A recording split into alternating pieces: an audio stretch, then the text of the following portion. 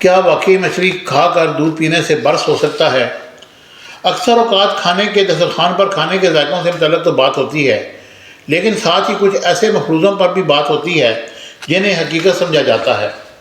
موسم سرما میں جہاں مچھلی کھانے کے رجحان میں تیزی آ جاتی ہے، وہیں گھروں میں دسترخوانوں پر اس بحث کی واپسی بھی ہوتی ہے کہ مچھلی کھانے کے بعد دودھ پینے سے برس کا عرضہ لاحق ہو سکتا ہے۔ اس عرضے میں جلد پر سفید نشان پڑنے لگتے ہیں اور ایسا جسم کے مختلف حصوں پر ہو سکتا ہے۔ اس حوالے سے سوشل میڈیا صارف عزیز رضوی کی ایک ٹویٹ نے اس جانب توجہ دلوانے میں مدد دی اور اس حوالے سے لوگوں نے اپنے تجربات کا بھی ذکر کیا۔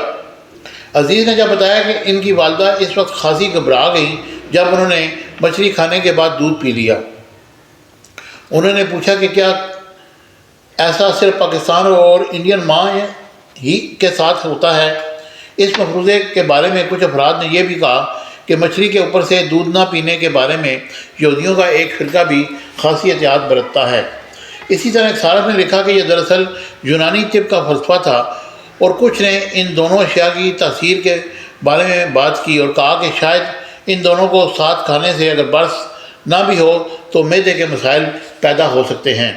تاہم آج کل مچھلی پکانے کی ایسی ترکیبیں ریستورانوں میں عام ہیں جن میں دودھ استعمال ہوتا ہے۔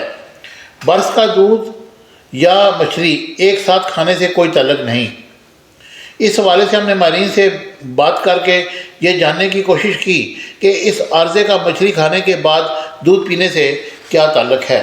ڈرماٹولوجسٹ ماہر امراض جلد ڈاکٹر ارمیلا جاوید نے بتایا کہ یہ ایک مفروضہ ہے۔ انہوں نے کہا کہ اس کا دودھ یا مچھلی ایک ساتھ کھانے سے کوئی تعلق نہیں ہے، بلکہ اس کا کسی چیز پینے کی چیز سے بھی کوئی تعلق نہیں ہے۔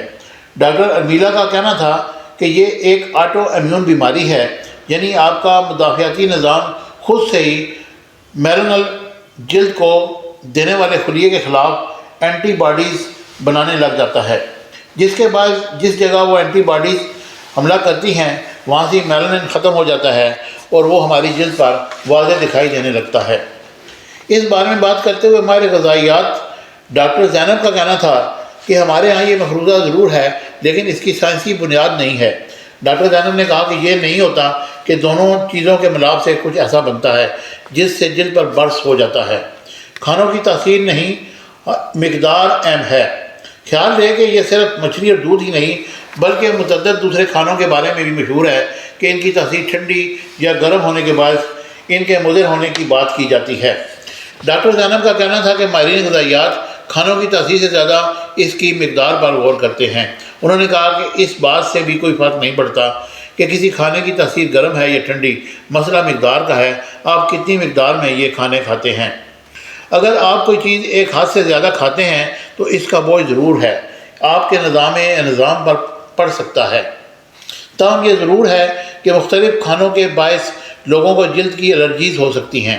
اس بارے میں بات کرتے ہوئے ڈاکٹر ارمیلا جاوید کا کہنا تھا کہ عام طور پر فوڈ الرجیز یا کھانے پینے کی اشیاء سے کچھ لوگ الرجک ضرور ہو جاتے ہیں۔